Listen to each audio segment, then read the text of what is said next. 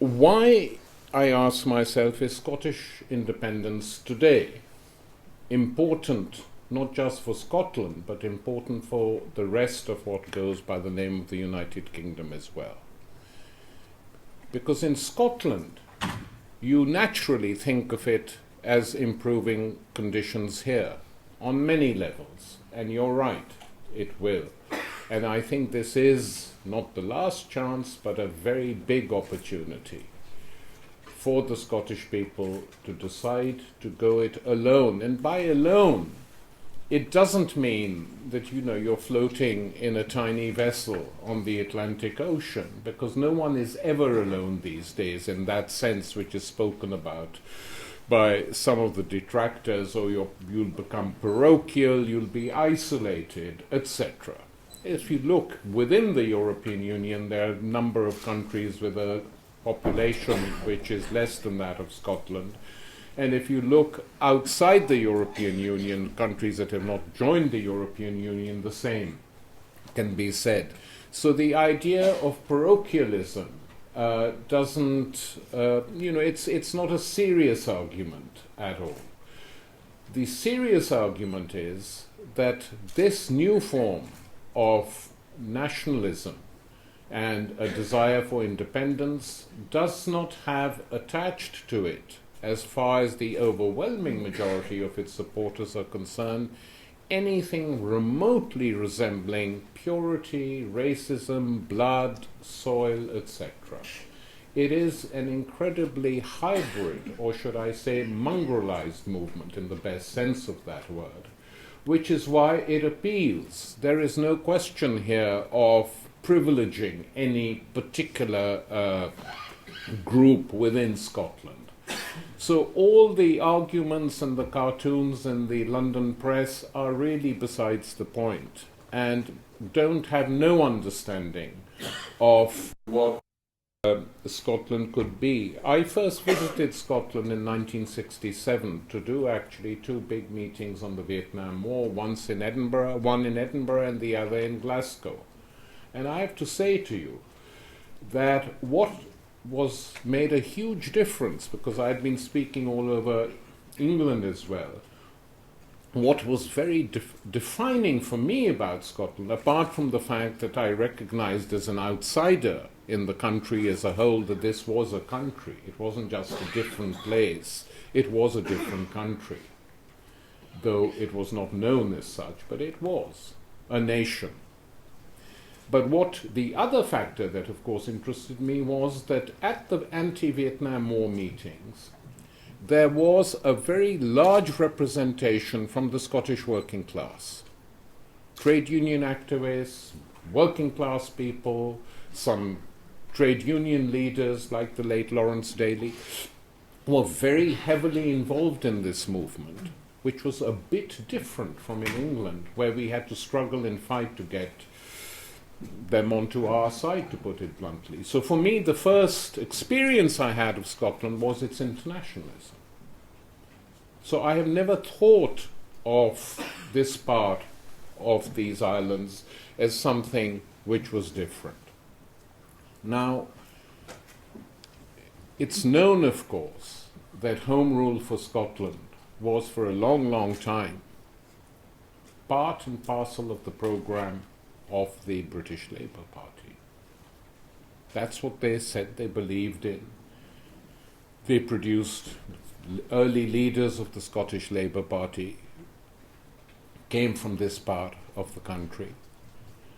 Home Rule was taken for granted. The time when it went into decline, and this of course is of interest, is with the election of the Labour government of 1945, where I think large numbers of people wanted change, wanted reforms, wanted an end to the Depression, and they got it by and large.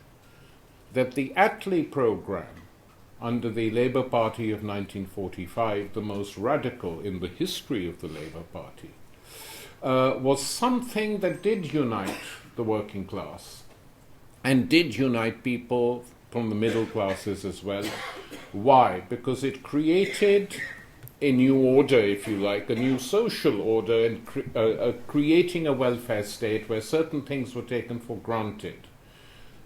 Free health, free education, subsidized housing, etc., etc. And that compact actually acted as a barrier in some ways to the emergence of a national mood. That is why I've always felt that for the people of Scotland, as far as I know and as far as I've studied and from my numerous visits to this part of the country, is not exclusively bound up with identity. And the early nationalist movement made a huge mistake in imagining that it was, and imagining that because of this, automatically, slowly, incrementally, people would reach nationhood. But that was not the case, and understandably so. So the new nationalist mood that arose, the most recent wave of it, which has put the SNP in power in the Scottish Parliament, was directly related to the ravages of the Thatcher years, the dismantling of the welfare state, the creation of a new system, sometimes called neoliberalism, under which private enterprise was encouraged to penetrate and violate the sanctity of every public institution. And the result has been a disaster for the whole country, not just Scotland. Scotland suffered more, but do not imagine that it's been better for most of the people who live in England, apart from a tiny, tiny layer of the population in the southeast, London and its surrounds. And even there, it's not, the housing situation is a disaster. The combination of Thatcher and Blair, of course, produced a very effective poison. And it was the realization, Scotland in particular, which had been a stronghold of Labourism for many a decade, that this new Labour operation carried out by Blair and Brown was in fact part of the problem. It wasn't part of the solution. And that, I think, saw the hemorrhaging of Labour support and Labour votes in Scotland, that people realized they were not what they used to be. They were not even going to stand up for what they had first introduced in 1945, that they had broken with the 45 consensus and had become part of the Thatcherite consensus. And they had, and they boasted about it, all their leaders. If you now go back and see, it's not that they said they were going to give any different. They gave what they promised, by and large. That's the difference. And people were taken in, or people explained it and said, oh, well, they have to say these things to get into power. I remember this argument so well. But, if you say, in other words, the political side of it is the only way you can come into power is by telling lies, which may or may not be true. It probably is to a certain extent for everyone. But to say that the only way we can come into power is by saying we are not going to even tinker with Thatcherism is grotesque. Of course, they didn't just say that. They would boast, if you look at the book Mandelson wrote, backed by Blair, that we are going to make it easy to get rich. Nothing wrong with that. We want people to feel easy with that. And the imposition of this system in the country has led us to where we are today. Within England, opposition virtually disappeared. At the moment, it's incredibly depressing living in England. I have to tell you that, because you feel you're living in a land without any opposition. The party system in Westminster, the media, more and more controlled and dominated by the party system and by the party in power, mean, the most cynical thing was the way in which the BBC was curbed, rapped on the knuckles for having discussions on the Iraq war. And in order to stop this, they set up this phony commission under Hutton, the Hutton Tribunal, whose only aim was to neuter the BBC. And interestingly and cynically and not surprisingly, Blair advised Murdoch and his gang to do the same, as came out in the press, that he told Rebecca Brooks, who's a special chum of his, that, what I would suggest is that within your own organization you should set up a Hutton-style tribunal just to clear the air. I mean, shameless, and treating people as if they were imbeciles and fools. You can say this in public and people will carry on believing. But in any event, by and large, in terms of political opposition, it was very limited. In Scotland, this was not the case.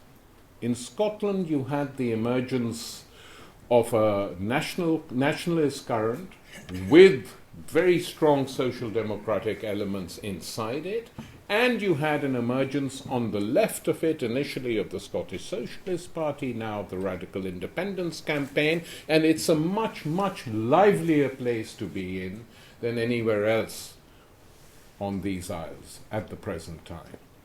Now, this is why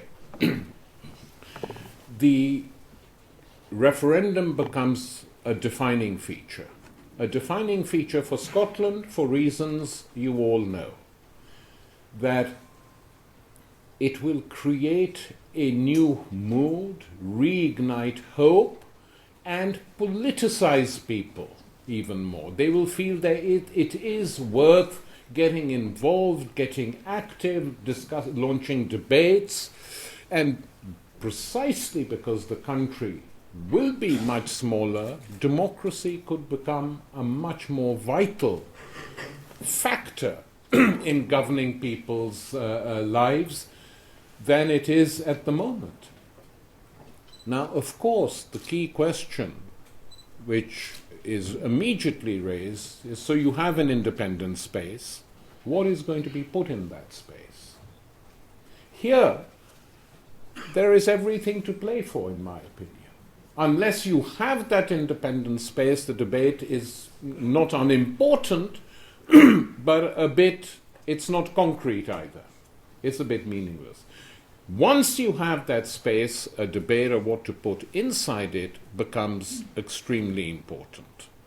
And there are models, not that any of these models are perfect models, but they exist.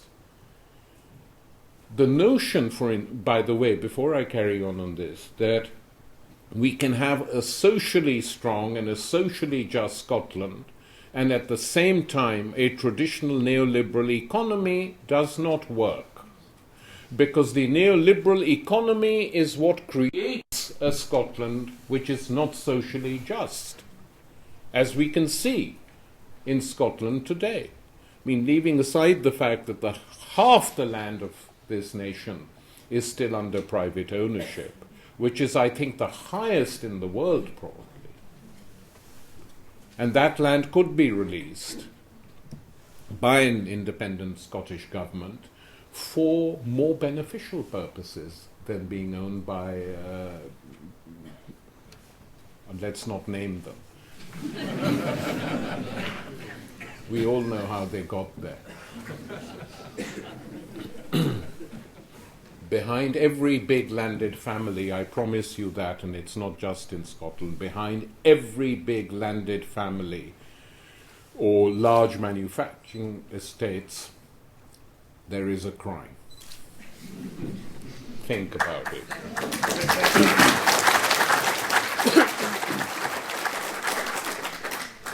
So this is a dilemma which can't be ignored. And if it could be ignored in the days of the Celtic Tigers and the Irish economy, and we'll be part of the new sort of wonderful neoliberal world, after the Wall Street crash of 2008, that doesn't make any sense at all. The system is in deep crisis.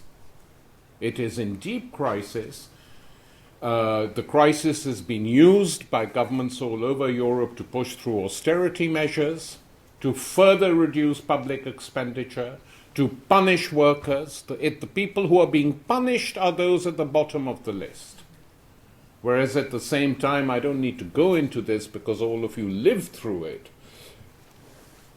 When the co-op movement pays this joker who was trying to run it millions each year, you have to ask what the hell is going on. Is there no control even within the co-op movement? The fact is that the culture has completely changed, and they feel that it's their right to demand this sort of money, which is obscene. Given the level of unemployment, given what is happening in the social welfare of the country as a whole, it's utterly obscene. And so for me, if I lived here, I would vote for Scottish independence without thinking twice, because I think that is the way forward. But having voted for it, I would then, especially if the vote was successful, begin to argue for change. Real meaningful change, and say, let Scotland be a model even within the community of European states, inside or outside. Let it say that there are certain elementary things that should not be handed over to privatizers because they make profits from it, and people shouldn't be allowed to profit from people's health. That is what we have been fighting for years. Why should the big pharmaceuticals and the private hospitals be allowed to make a huge profit from people's health? And that is the way things are going in the health service. Increasingly, it will become a two-tier health service. One half pays and the others will get treatment when it's possible to provide it. Lots and lots of doctors have written about it, especially Alison Pollock, who used to be at this university, who wrote NHS PLC, one of the most searing indictments of what the Tories and New Labour are doing to the health service. So that has to change, and it can be done. It is not the case that there is not enough money. That is an argument I've never accepted. Ask yourselves, how come that every time they go to fight a war which costs billions and billions and keep their troops in Iraq and Afghanistan for as long as they have done or did in the case of Iraq, there is no problem with finding money. But there's always a problem when you ask about more money for health, more money for education, more money for the people who work in these jobs, doing something which is absolute. Then they can't find the money and say it's utopian to demand the money. But it's not utopian to demand the money when they're fighting wars. So the money is there, it's being misspent. It's being misspent, and it's being not collected either by letting off huge multinational corporations who don't pay a penny virtually in corporation tax. They don't do it. And they threaten, oh, well, if you force us to pay tax, we leave and go somewhere else, where no one asks us to do this. And the governments of the day say, oh no, we can't allow you to do that, and there's a nod and a wink. Or with this whole fight over immigration and asylum seekers, money again counts. If you can put in 1 million or 2 million, you can buy a British passport. I'm not kidding. That's the price going. That's the going price. Of course, it doesn't mean anything now, because they've now passed a law saying unless you were actually, if anyone who's a naturalized citizen can be chucked out whenever the Home Secretary wants with the aid of the intelligence agencies. That's a law. So naturalized citizens in the United Kingdom at the moment technically can be turfed out.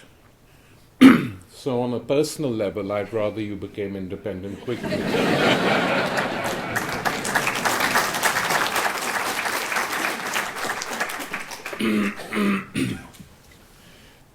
In independent Scotland, linked either to the European Union in some capacity, I don't know, or to some of the Scandinavian states who have problems but who are still doing better, especially Norway, which I visit regularly.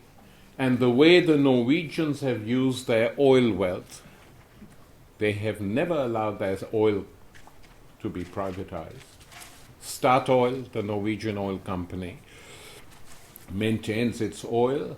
It has used a lot of the profits from that oil to invest in safe investments, and these investments fund the social welfare state in Norway. That is one lesson that could be learned. Much better than Anglo-globalization, as they call it. And the tragedy is that the Labour Party in Scotland and its members of parliament and its hangers-on and its ideologues have bought into this whole Thatcherite myth. And even now, after the scale of the crisis, they won't look back. They can't look back because they were partially responsible for it. Gordon Brown was the main defender of this system. Blair was more keen on wars, and Brown managed the economy. I mean, a dual disaster. And now they're telling us that don't break from the system, but what has the system done? And the contradictions it exposed are there to see.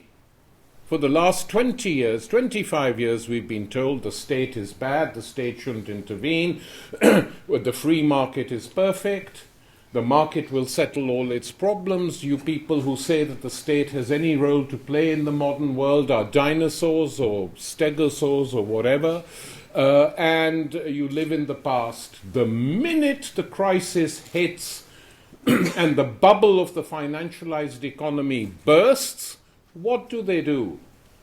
The Wall Street firms and their friends in Europe. They fall on their knees before the state and say, "State, please help us." And every single government, from Obama to the governments in the European countries, pay out billions of taxpayers' money to save these banks. So what would they have done without the state? So the state is used to aid the most regressive, reactionary form of capitalism, but it can't be used to bail out the poor anymore. Because that's not the world we live in. And it's on these levels, in a smaller country like Scotland, with a government committed to the welfare of this nation, things could change. And if they began to do it, have no doubt it would have a huge impact on neighboring countries as well.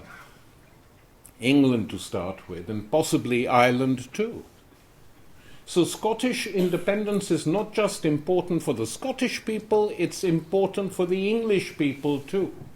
That the breakup of the United Kingdom, as my friend Tom Nairn called it in a prescient book he wrote 3 decades ago, will benefit people who live in the south as well, and maybe help them get rid of the undemocratic structures which dominate their lives, starting with the first past the post system, which is a corrupt system. It's not democratic. It doesn't reflect what people are feeling at the time of the election. I mean, the last Labour government was elected on 22% of the electorate. 22%.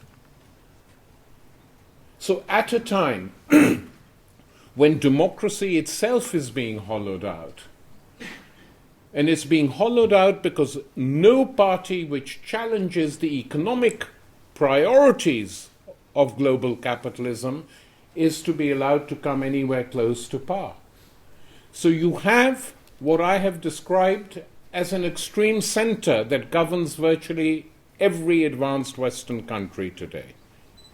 An extreme center which includes center-left and center-right, which goes and makes wars when the United States needs them, which imposes austerity measures against its own people, which tries to virtually wipe out dissent,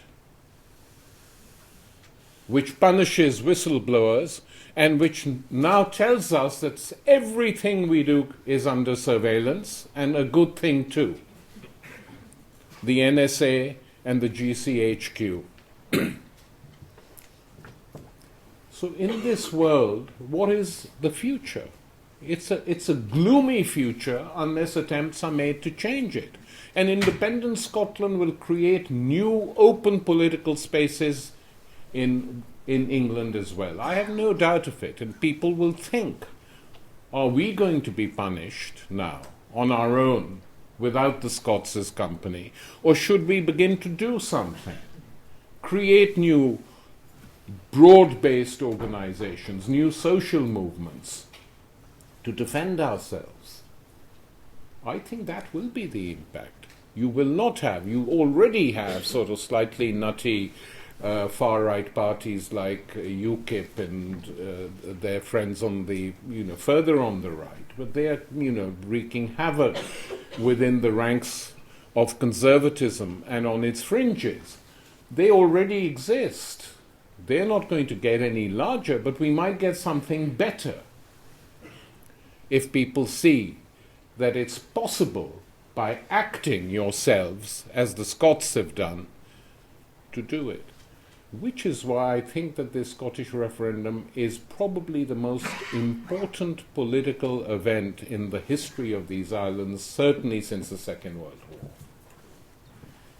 And I urge you to participate in the campaign and not be fed up just because this existing SNP government hasn't done everything possible. It's not totally related to that. It's on a much, much higher level than what can be done in the Scottish Parliament today under the existing system. You have to rise above that and see what can be done for Scotland as a whole and what forces it will open up. And I'm always annoyed when they say, but small countries will always have to depend on larger countries. Well, on some things, yes, but not in terms, for instance, of relations with foreign countries. Perfectly possible for Scotland to have very close relations with Ecuador, a small country in South America which is broken with neoliberalism, also has an oil industry, or Venezuela, or Bolivia. And why not China and Japan either?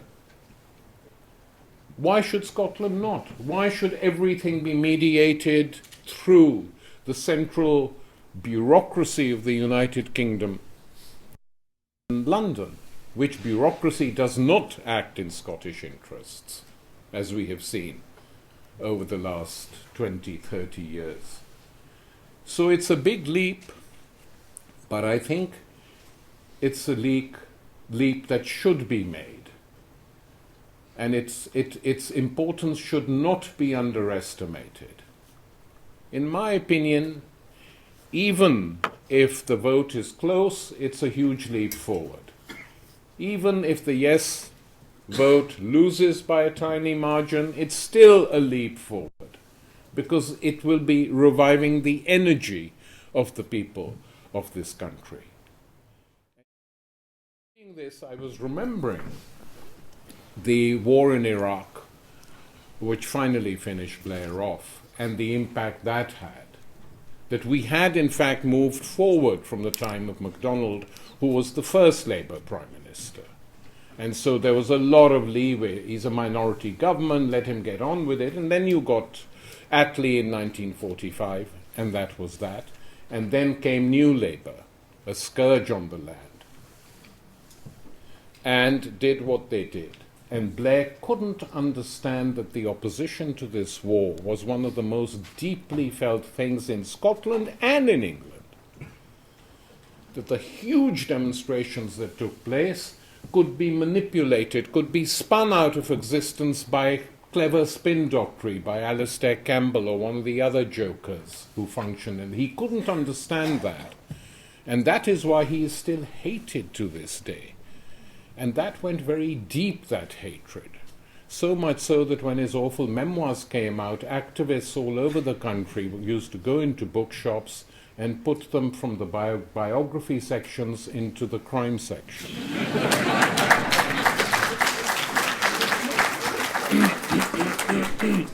So there was anger. And now we are approaching, that we are months away from a time when this anger has to be canalized, I think. And a break has to be made with all the corruption that has emanated over the last 30 years. If Scotland does it, and I very sincerely hope that it will, everyone will be thankful to you. Not just here, but in England as well, and who knows in which other parts of Europe where they are going to be watching the results very closely.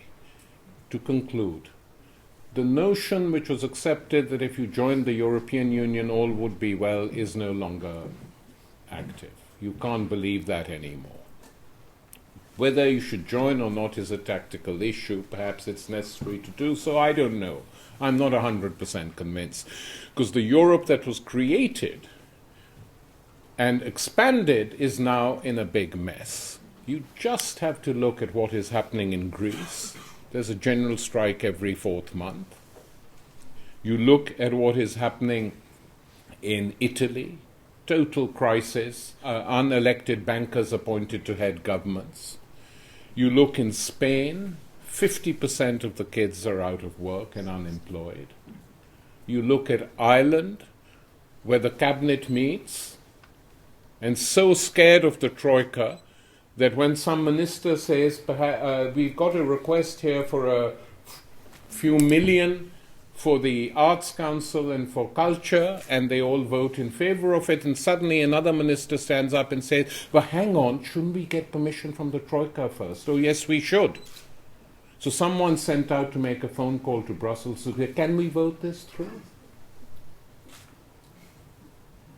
And this is a huge crisis for Europe. Whether it will come out of it in one piece or two, we don't know. And all these things have to be openly discussed. When you read the newspapers today, you don't get an idea, unless you read between the lines of the Financial Times, how severe the crisis is. So all this has to be taken into account when the votes are cast, but ultimately it will depend on all of you.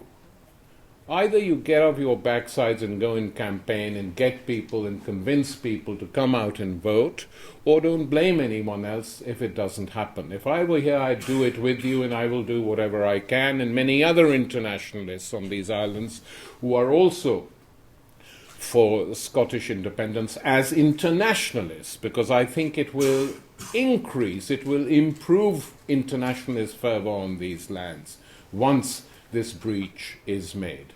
So if that happens, great. It's up to you.